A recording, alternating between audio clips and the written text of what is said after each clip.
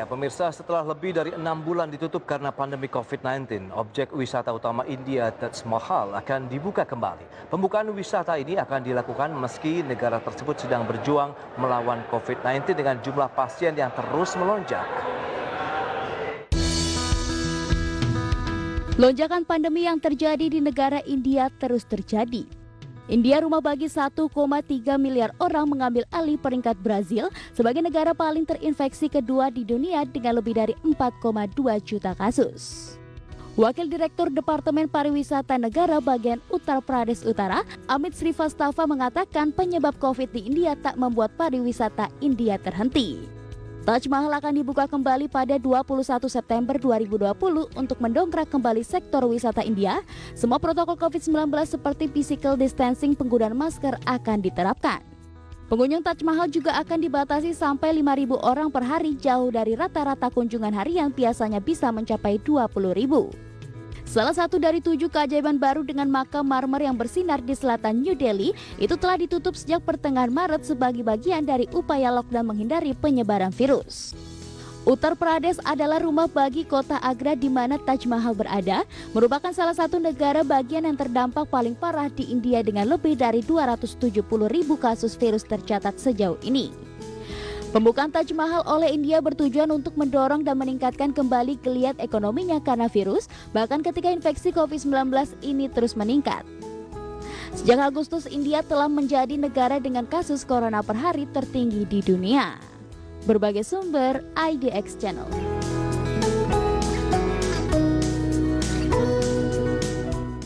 Ya, masih terkait dengan pandemi COVID-19, Huawei akan memotong jumlah produksi ponselnya secara besar-besaran pada tahun 2021 mendatang. Dan hal ini disebabkan tekanan dan sanksi yang dikenakan juga oleh pemerintah Amerika Serikat terhadap Huawei yang sangat menyulitkan bagi raksasa asal China tersebut, yaitu hanya sekitar 50 juta unit. Huawei akan memotong jumlah produksi ponselnya secara besar-besaran pada 2021 mendatang menjadi 50 juta unit. Meski 50 juta unit, hal tersebut terlihat seperti jumlah yang sangat besar, namun hal itu adalah penurunan 74% dibandingkan dengan jumlah ponsel yang diperkirakan dikapalkan Huawei pada 2020 ini. Sebagai perbandingan, selama 2019 Huawei mengirimkan sekitar 240 juta unit ponsel, dan untuk 2020 ini mereka diperkirakan bakal mengirimkan sekitar 190 juta unit ponsel. Alasan utama dari pemotongan jumlah produksi ponsel dikarenakan tekanan dan sanksi yang dikenakan pemerintah Amerika Serikat terhadap Huawei yang sangat menyulitkan bagi raksasa asal China itu. Hal itu sangat disayangkan mengingat Huawei adalah pabrikan dengan jumlah pengiriman ponsel terbanyak saat ini.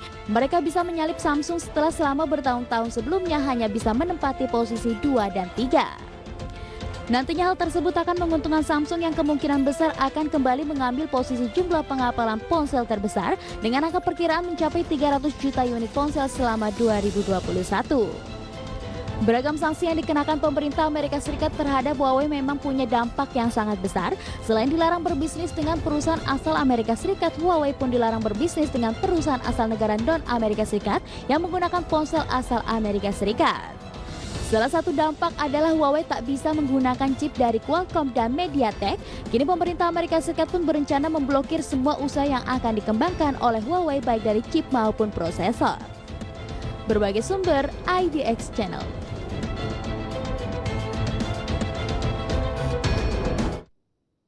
Ya, sementara itu pemirsa, perekonomian Rusia bisa mengalami kontraksi kurang dari 4% di sepanjang tahun ini sebagai dampak dari pandemi COVID-19.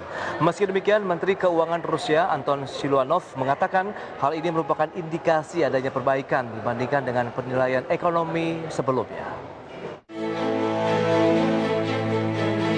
Saat ini Rusia memiliki tingkat suku bunga acuan 4,25%.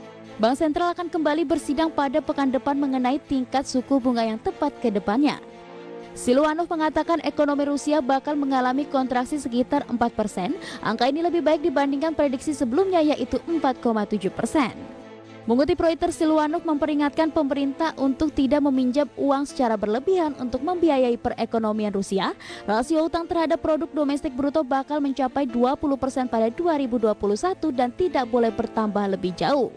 Silwanov mengatakan penurunan tingkat suku bunga acuan Bank Sentral bakal membantu pertumbuhan ekonomi negara itu. Ekonom mengatakan tingkat inflasi yang kecil bisa memberi ruang lebih kepada otoritas Bank Sentral di Rusia untuk menurunkan tingkat suku bunga kelima kalinya pada tahun ini. Ekonomi Rusia terdampak pandemi COVID-19 yang membuat pertumbuhannya diprediksi minus pada akhir tahun. Bank of Rusia memprediksikan inflasi bakal berada di kisaran 3,7 hingga 4,2% pada akhir tahun. Berbagai sumber IDX Channel. Baik, pemirsa tetap di tempat Anda karena di segmen berikutnya kami akan hadirkan informasi terkait dengan IDX Statement.